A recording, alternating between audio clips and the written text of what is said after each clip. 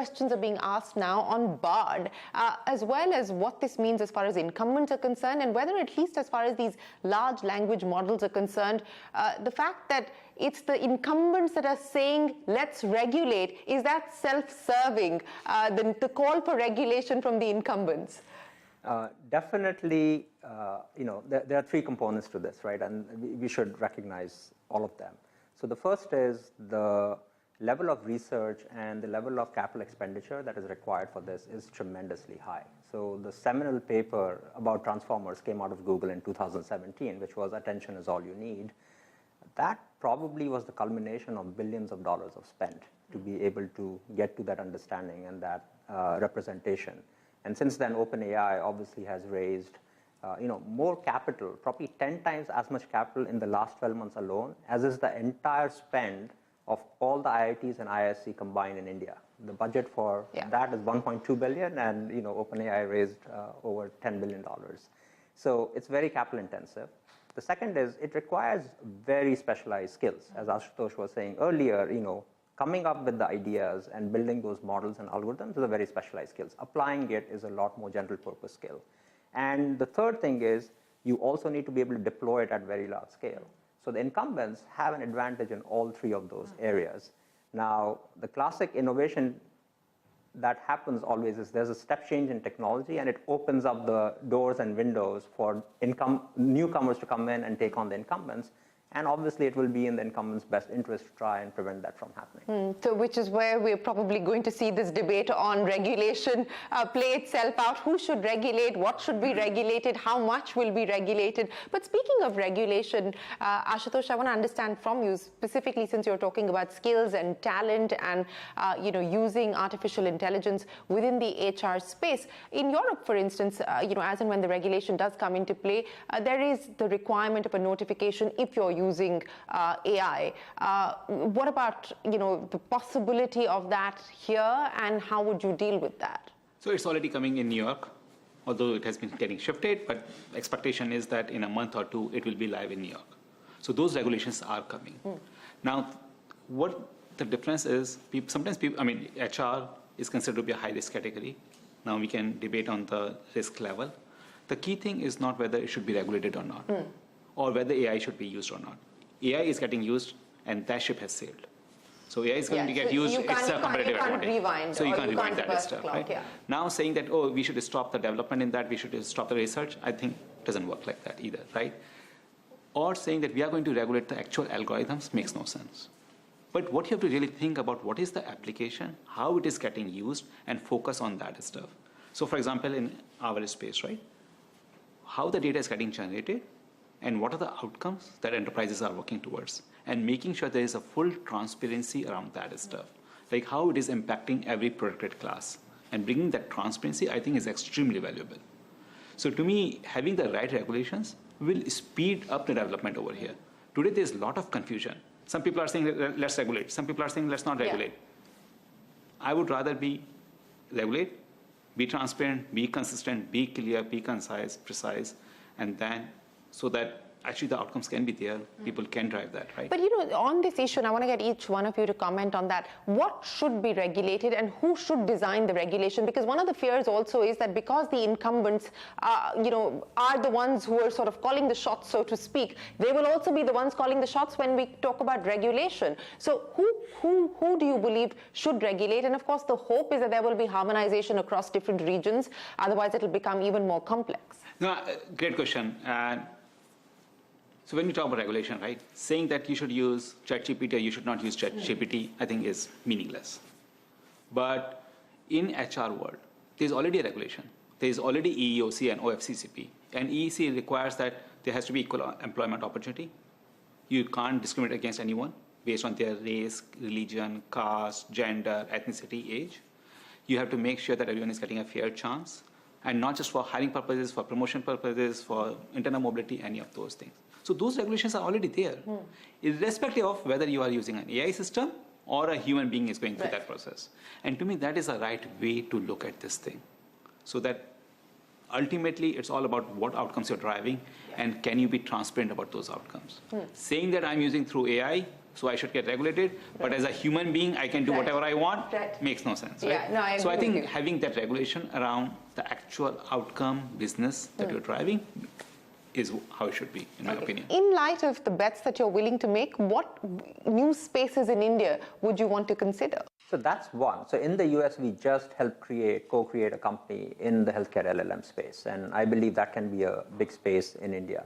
The second part that I believe now that the geopolitical alliances are shifting, and after COVID, we all understood the single points of failures, and depending on one player in any given geography is a bad thing for everyone. Supply chain resilience has become very important, and there's a re-globalization that's happening. I think India can play a very important part, and one of our 5 pillars of our strategy is global resilience. And what does that mean for different countries around the world? And that's become a very important theme for us as we look at India. Okay. Ashutosh, India and the relevance of India as a market for you and the company? First of all, we do have a large presence in India, and especially with access to talent over there, that is a big focus area to build our company, and most of the research and development is now happening in India. So that's a big focus for us. As a market, India is the future of talent. Most of the world's talent is sitting in India. But we talk a lot about how generative AI is changing a variety of things. But one of the other biggest things that it is changing is how we do our work. So the implication of that is the people who are suited for a certain job today may not be suited for the same job tomorrow. Right. And a different set may be suited. So you have a workforce of hundreds of millions of people in India. How do you ensure that as new technologies are coming in, you are ensuring that those people are deployed in the right roles so that they can deliver to their fullest extent? And that is the key thesis and mantra of Eightfold. So as we look into that, India is a big focus for us. So how does one create moats in an environment like this where you've got probably the next guy who's using generative AI or some other emerging technology? I mean, the ability to create moats around each company is probably getting harder and harder, right, Deep? It can. I have this framework, Shereen, having been at very successful companies like Google and LinkedIn, and then being in the investment world for the last 8 years, that there are 3 types of companies that get generated. 90% of the companies are faster horse companies, right? They take a given problem that is very well known and just make it a lot better. 9% of the companies are car companies, right? They see a problem which is like a transportation or a horse problem, and they build the car. 1% of companies are the spaceship companies, okay? They're like, that's also a mode of transportation, but it will open up such new vistas and such new frontiers for us that we've never seen, and it will just open up completely different worlds to us. When a step change in technology happens, that 1% can become 10%. More and more companies could be those, let's open up the new frontier companies. That creates short-term dissonance, but long-term prosperity. And it is incumbent of all of us, those of us who invest in these companies and help, nurture them and mentor them, and the founders who are building these companies, to say, how do we get over the short-term dissonance and discomfort that we all have? Because, new frontiers are new frontiers. So do you have 2 spaceship companies sitting next to you? 100%. Yeah? 100%. In fact, here's another little known fact. I was one of the first checks in both the companies long before General Catalyst invested in that. But Deep, speaking of writing checks and funds, what, $12 billion, 11 funds, a 12th on the anvil? That is correct. By when do we expect that announcement to be made? And $5 billion is we can't really is talk a rumored about, number. We can't talk about new funds being created because it would be against SEC rules. Okay, all right, but something's coming soon. We hope so. But Deep, you're telling people within the portfolio that move fast, but don't break things now. That's always been the case. That's always the message we give our founders. But even if we take a step back, we really care about the purpose and mission of a company and what are the founders really about. And responsibility in their innovativeness and what they're building in the company is super important for us. So responsible innovation is a big hallmark of how we judge the idea as well as the companies, especially when we get into generative AI. And it's the first time in history that code has become probabilistic, not deterministic. So, we are not saying A plus B will always give us C. It can give us C prime, and because it's a reflection of everything that has happened in the past. this idea of responsibility becomes even more important for our founders.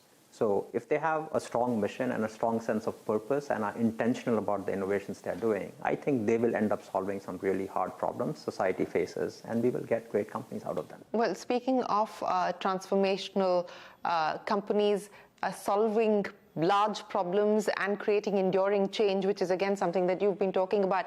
You know, the use cases that we just spoke of, and two of you are two specific use cases at this point in time. We're seeing people talk about all kinds of things from a generative AI point of view, from autonomous driving to even food to agri-tech and so on and so forth.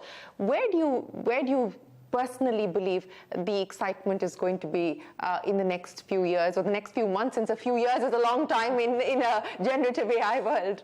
I think it is changing everything that we do, whether it is the personal assistant in office or at home, whether it is employment or any other space.